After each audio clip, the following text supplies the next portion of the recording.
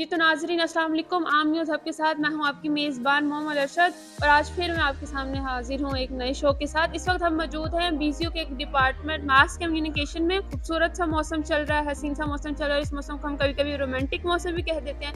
तो ऐसे कभी मौसम का ज़िक्र हो रहा हो तो इसके साथ-साथ हम शेरो शायरी का ज़िक्र ना करें, ऐसा तो हो ही नहीं सकता। इसी ज़ौक़ से ताल्लुक़ रखने वाले एक स्टूडेंट्स हमारे पास एक साथ मौजूद है, उनसे ज़रा बातचीत करते हैं, जानते हैं कि उन्होंने ये ज़ौक़ कहाँ से सीखा, क्यों सीखा और साथ रैपिड फायर करते हैं। आइए चलिए उनसे मिलते हैं। जी तो नाज़रीन शाहज़ेब हाशमी हमारे साथ मौजूद है, इनसे ज़रा गपशप करते हैं, शेरो शायरी पूछते हैं, सुनते हैं और जानते हैं कि इन्होंने जो है ये शेरो शायरी क्यों शुरू की। अस्सलाम वालेकुम। वालेकुम अस्सलाम। कैसे हैं आप? अल्हम्दुलिल्लाह, आप सुनाएं? अल्हम्दुलिल्लाह मैं बिल्कुल ठीक। अच्छा कहा जाता है कि जो शायर मुहतरम होते हैं वो अकेला रहना पसंद करते हैं, इंट्रोवर्ट होते हैं, उनकी पर्सनैलिटी ऐसी होती है कि वो किसी से बातचीत नहीं करते, तो क्या वाक़ई ऐसा है? काफ़ी हद तक ऐसा ही है। मुलाकात तो उनकी होती है कई लोगों से, लेकिन जो बात दिल की होती है या अंदर की बात वो इतनी एक्सप्रेसिव नहीं होते उस हवाले में। तो आपके यहाँ पे दोस्त हैं या फिर आप भी ऐसे इंट्रोवर्ट छुप-छुप के रहते हैं? नहीं, यहाँ पर यूनिवर्सिटी है, मुश्किल है यहाँ पे दोस्त ना हो, पर हैं यहाँ पर भी दोस्त हैं, कम हैं लेकिन हैं। अच्छा, ऐसी कौन-सी चीज़ है जिसकी वज़ह से आपने कहा कि हमने शेरो शायरी शुरू करते हैं या फिर ऐसा कोई इंसिडेंट या ऐसी कोई ख़ास शख्सियत जिसकी वज़ह से आपने जो है ना ये शेरो शायरी शुरू की हो? इंसिडेंट तो वैसे काफ़ी हैं, लेकिन एक शौक था, आर्ट से रिलेट रहना है मैंने हमेशा ज़िंदगी में, क्योंकि आर्ट जो है वो कुछ बिग पिक्चर है, ये उससे बड़ी चीज़ है जो एक नॉर्मल ज़िंदगी आम आदमी जीता है। अगर हम आर्ट से रिलेट होते हैं तो हमारी जो शख्सियत में जो इज़ाफ़ा होता है या उसमें जो बढ़तरी आती है वो आम तरीके से नहीं रह सकती। पता था इसमें आना है, किसी न किसी तरीके से आना है, तो शायरी ने हमें रास्ता दिया, तो इसमें दाखिल हो तो किसी ख़ास शख्सियत का अमल दखल नहीं है कि आपने ऐसे ही शुरू कर दी हो? ख़ास शख्सियत का अमल दखल यही है कि उनकी वजह से इतनी आँखें खुली। तो मतलब ख़ास शख्सियत तो हुई ना? बिल्कुल, बिल्कुल हैं उसी ख़ास की वज़ह से आपने स्टार्ट किया? बिल्कुल, उनकी वजह से इतना हो सकता है कि उनकी वजह से और चीज़ों पर नज़र गई कि आर्ट से रिलेट होना है। अच्छा, कहा जाता है कि जो शायर होते हैं ना वो तभी शायरी करते हैं जब भी उनका दिल टूटता है। तो कोई ऐसा सीन भी हुआ है कि आपका दिल टूटा और फिर आपने कहा कि हाँ भई अब हम शायर बनते हैं?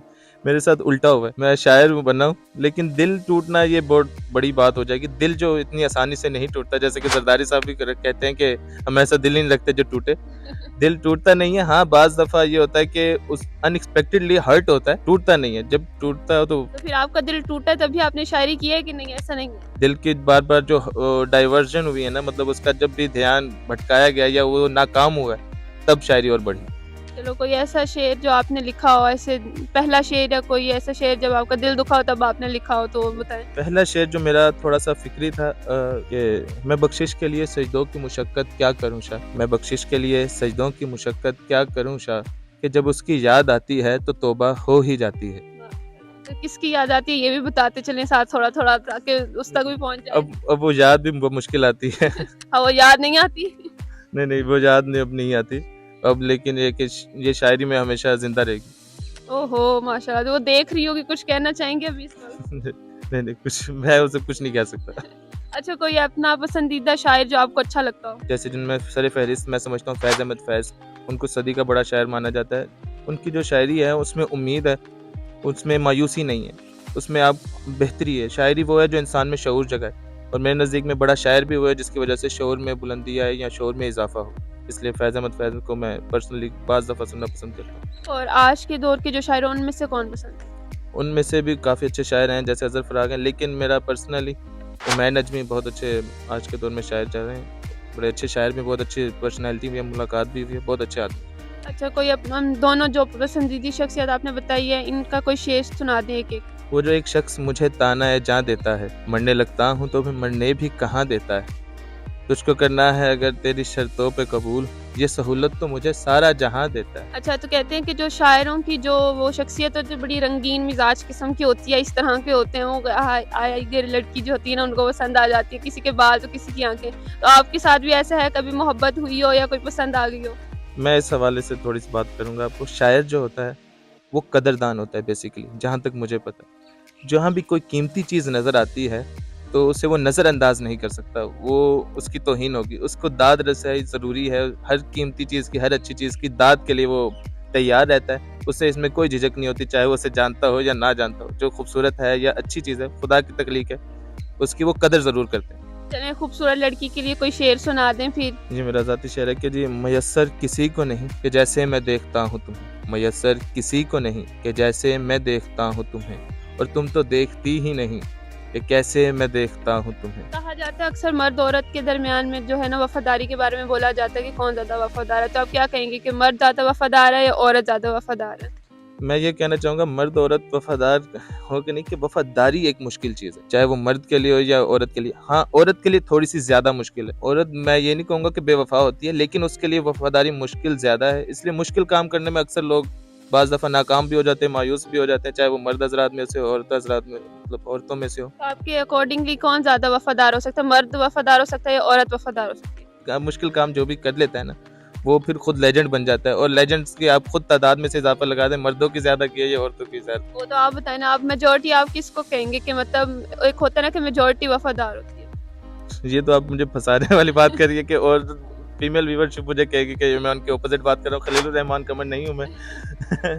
लेकिन ये मैं ज़रूर कहूँगा कि मर्द मजनू से लेके रांझा से लेके एफर्ट पुट जो एक्स्ट्रा करता है, वो फिर तो मर्द ही करता है। वो इसी पे एक शायर का शेर था, मुझे उनका नाम नहीं होता। तुम नहीं उतरोगी, मैं उतरूंगा गहराई में। तुम नहीं उतरोगी, मैं उतरूंगा गहराई में। पगड़ी बड़ी होती है दुपट्टे से लंबाई में। अच्छा सर, आप बताएँगे कि हमें आपकी ज़िंदगी की सबसे बड़ी गलती क्या है? जिंदगी की सबसे बड़ी गलती, गलती को तस्लीम ना करना है। वो जो बाज़ दफ़ा गलती तस्लीम नहीं की, वही गलती थी।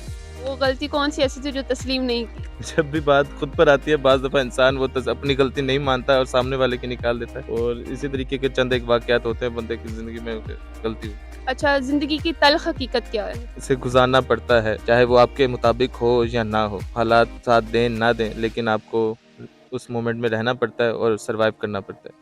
और सबसे हसीन रिश्ता? हर रिश्ता हसीन है, सबकी एक मुख्तलिफ खूबसूरती है। जो एक सबसे हसीन रिश्ता है, वो दोस्ती का कह सकते हैं। चाहे वो आप दोस्ती का रिश्ता मेरे नज़दीक इसलिए खूबसूरत है कि वो आपके अपने बाप से भी, उनके आपके वालिद से डेवलप हो जाए, आपकी वालिदा से, भाई से, बहन से। दोस्ती एक रिश्ता वो है जो आपको कंफर्टेबल फील करवाता है। और आप दौलत और मोहब्बत में सबसे ज़्यादा किसको प्रेफ़र करेंगे? मोहब्बत की दौलत को, जो ये आपने जो है ना वो हिपोक्रेसी वाला जवाब नहीं, दिया, नहीं, एक जवाब दे दो। दौलत बेसिकली, मोहब्बत जो होती है ना, तो कोई भी नीड रहती नहीं है। मतलब कोई वो नहीं होता, कोई स्टैंडर्ड बार नहीं सेट रहता कि अब यूं हो तो मोहब्बत और बढ़ेगी। मोहब्बत जब होती है तो मोहताजी नहीं होती। अच्छा, तो आप अपनी कोई अचीवमेंट बताएँ जो कि आपने अभी तक अपनी इस शायरी के रिलेटेड कुछ की हो? और शायरी के अलावा मैं प्ले राइटिंग भी की है। मैंने प्ले लिखा था जीडीसी की तरफ से, ज़किर ड्रामेटिक सोसाइटी की तरफ से। अल्हम्दुलिल्लाह वो नैप प्ले कंपटीशन हुआ था साउथ पंजाब का, और हम वो जीते हैं अल्हम्दुलिल्लाह। तो कौन-सा आपका प्राइज़ आया था? अल्हम्दुलिल्लाह फर्स्ट प्राइज़ जीते थे। तो अब हम अपना इख्तिताम पर करते हैं, आप अपनी कोई अच्छी सी गज़ल हमें सुनाएँगे? वो जो वाकिफ़ था करीने से, वो जो वाकिफ़ था करीने से, किया बेदखल गया सफ़ीने से। वो जो वाकिफ़ था करीने से, किया बेदखल गया सफ़ीने से। सपुर्दे राह किए रहबर रवाना हुए, सपुर्दे राह किए रहबर रवाना हुए, मक्का दूर हुआ मदीने से। जी, तो नाज़रीन, आपने देखा हमने एक शायर से बात की, देखा उनकी पर्सनैलिटी किस तरह की होती है। जैसे कि मैंने बताया था, शायर की जो पर्सनैलिटी होती है वो बहुत काम होती है, बहुत पोलाइट सी होती है, धीमे मिजाज भी होते हैं। वैसे आपने देखा कि उनकी कितना ठहराव, कितना कामनेस था, और उनकी हमने मज़ीद उनसे कुछ शेर भी सुने और वो सब कुछ उनसे बातचीत की। अगले प्रोग्राम के लिए अपनी मेज़बान को दें इजाज़त। अल्लाह हाफ़िज़।